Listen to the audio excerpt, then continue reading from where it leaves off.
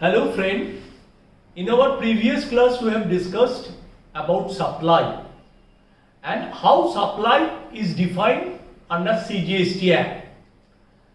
Now एक class में हम लोग देखेंगे कितना टाइप का सप्लाई है and what is the implication of each type of supply GST law में। तो देखो क्या क्या टाइप ऑफ सप्लाई है। तो फर्स्ट जो सप्लाई जिसको हम लोग बोलता है टैक्सेबल सप्लाई, वो सेक्शन 2 सबसेक्शन 108 में है। क्या है? Taxable supply means a supply of goods और सर्विसेज और both which is leviable to tax under this act.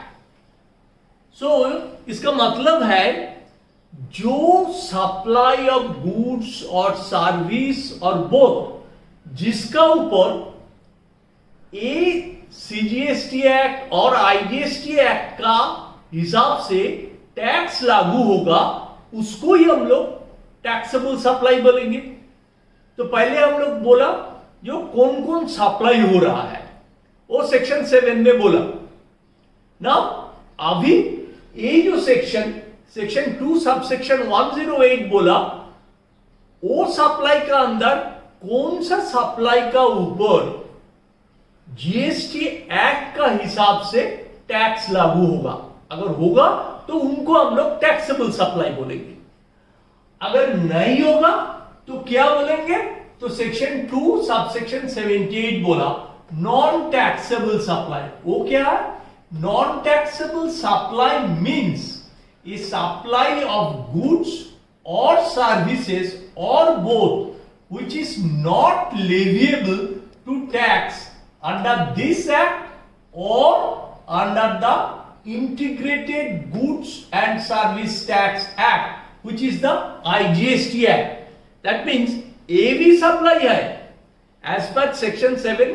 हम लोग पिछले क्लास में जो देखा जो कौन सा सप्लाई है, ये भी सप्लाई है, लेकिन इसका ऊपर कोई जीएसटी लागू होगा नहीं। क्यों? इसका ऊपर सीजीएसटी एक्ट और आईजीएसटी एक्ट से कोई टैक्स लेवी होगा नहीं। वो क्या हो सकता? वो जो हम लोग पेट्रोल डीजल खरीद कर रहा है, लेकिन देखा उसका ऊपर जीएसटी होता नहीं। क्यों? वो नॉन टैक्सेबल सप्लाई है। वो जो लीकर ह्यूमन कंजम्पशन के लिए जो लीकर परचेज हो रहा है उसका ऊपर कोई जीएसटी होता नहीं। क्यों? बिकॉज ये नॉन टैक्सेबल सप्लाई है। सो जिसका ऊपर जीएसटी लॉ कोई टैक्स लेवी नहीं करेंगे वो कैटेगरी ऑफ सप्लाई को हम लोग नॉन टैक्सेबल सप्लाई बोलेंगे। नाउ देखो तीसरा कैटेगरी है एग्जेम्प्ट सप्लाई। वो कहां डिफाइन किया? Section 2 subsection 47 of CGST act बोला। वो एग्जेम्प्ट सप्लाई क्या होता है? एग्जेम्प्ट सप्लाई होता है, exempt supply means supply of any goods और सर्विसेज और both which attracts nil rate of tax और which may be fully exempt from tax under section 11 और under section 6 of IGST act and includes non taxable supply. तो देखो ये जो exempt supply है इसमें 3 टाइप्स ऑफ सप्लाई है। एक नील रेट ऑफ जीएसटी वाला जो सप्लाई है वो भी इंक्लूड है, दैट मींस वो टैक्सेबल सप्लाई लेकिन जीएसटी रेट नील है, इसके लिए इसको एग्जेम्प्ट सप्लाई बोला। दूसरा क्या है? जो नॉन टैक्सेबल सप्लाई है। नॉन टैक्सेबल सप्लाई जो हम लोग बोला वो भी एग्जेम्प्ट सप्लाई माना जाएगा। तीसरा क्या है? Supply which is notified as wholly exempted। क्या ना? Section 11 of CGST act and section 6 of CGST act they have notified certain supply wholly exempt from GST। so these 3 type of supply को हम लोग एग्जेम्प्ट सप्लाई बोलेंगे। तो ये आप लोग को पता होना चाहिए कौन सा एग्जेम्प्ट सप्लाई है। क्यों? इसका बहुत सारा इंप्लीकेशन है जीएसटी लायबिलिटी कंप्यूट करने के लिए, इनपुट टैक्स क्रेडिट लेने के लिए, वो सब हम लोग हम लोग को सामने जो वीडियो हम लोग किया उसमें सब कुछ हम लोग बोला। Now third type of supply क्या है? That is a composite supply. वो कहां डिफाइन है? Section 2 subsection 30 of the CGST act. वो कंपोजिट सप्लाई क्या होता है?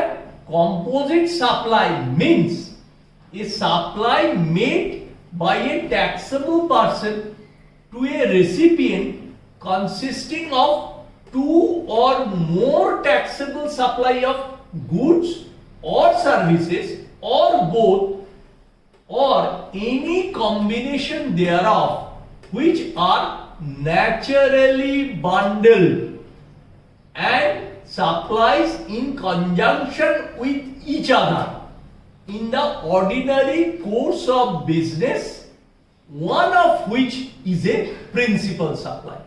So this composite supply is very important. इसको हम लोग को बहुत जरूरी है। क्यों? Because ये composite supply के लिए क्या क्या होना चाहिए ये हम लोग को ध्यान से याद रखना पड़ेगा। क्यों? ये देखो, फर्स्ट इज दैट इसमें एक से अधिक सप्लाई होगा, चाहे वो गुड्स हो, चाहे वो सर्विस हो, चाहे वो गुड्स एंड सर्विस दोनों हो। ये तो है फर्स्ट। एंड उसको जो सप्लाई है उसमें दो चीज टैक्सेबल सप्लाई होना चाहिए। एक नॉन टैक्सेबल हो सकता लेकिन 2 और मोर कम से कम उसको टैक्सेबल होना चाहिए। तीसरा क्या हुआ? ये वाला in a combination as a naturally bundled. Naturally bundle क्या, इसका मतलब क्या है? जो ये सप्लाई देने के लिए एक का साथ दूसरों को जरूरत है ही है।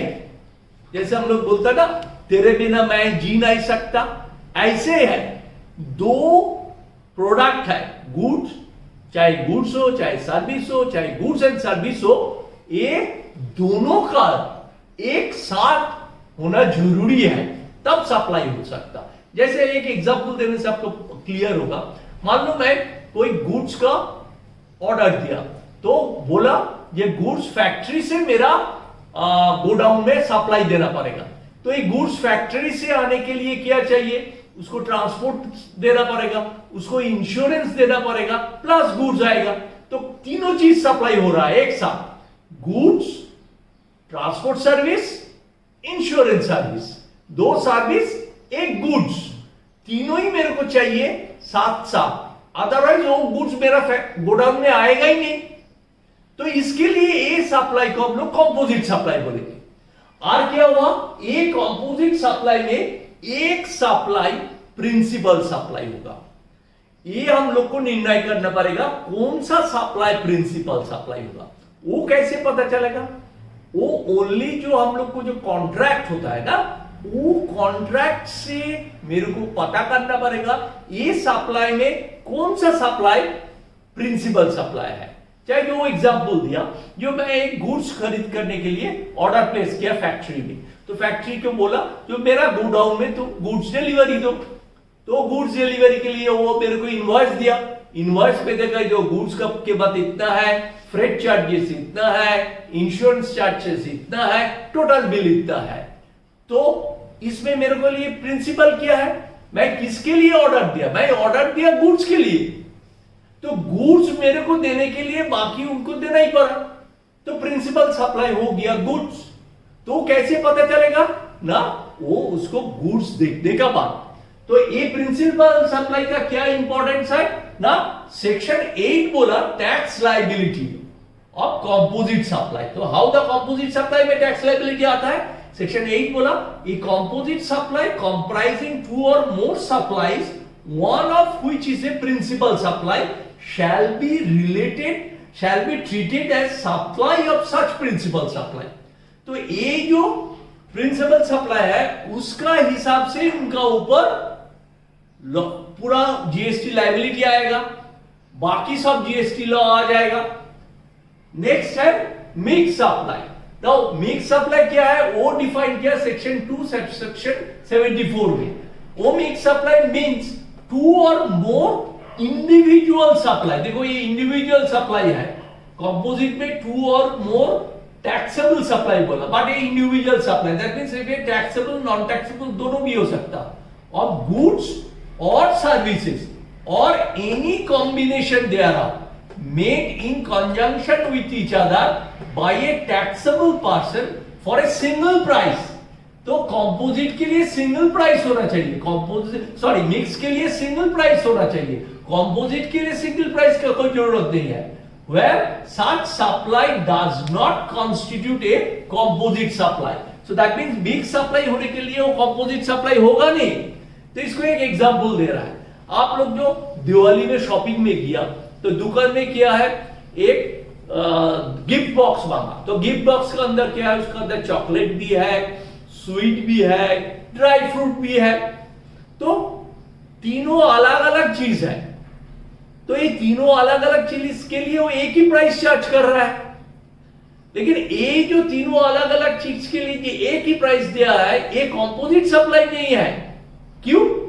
ये तीनों अलग अलग भी बेच सकता, वो एक साथ दिया उनका खुद का मनमर्जी से. सो दैट इज व्हाई इसको बोल रहा है mix supply and single price. तो मिक्स सप्लाई के लिए उसका ऊपर जीएसटी का क्या असर होगा, कैसे? तो वो दिया section 8 tax liability on mix supply. क्या बोला? A mix supply is the comprising two और more supplies shall be treated as a supply of that particular supply which attracts the highest rate of tax. तो ये तीनों में chocolate, मिठाई, dry fruit, अगर dry fruit 12 टका, chocolate 28 टका and मिठाई 5 टका है, तो जितना भी ड्राई फ्रूट मिठाई हो सबका ऊपर ही 28% टैक्स लगेगा. यही है मिक्स सप्लाई. तो आज के लिए इतना तक. नेक्स्ट क्लास में हम लोग लेवी ऑफ जीएसटी, कैसे जीएसटी लेवी होगा सप्लाई का ऊपर, उसका ऊपर हम लोग चर्चा करेंगे. Thank you.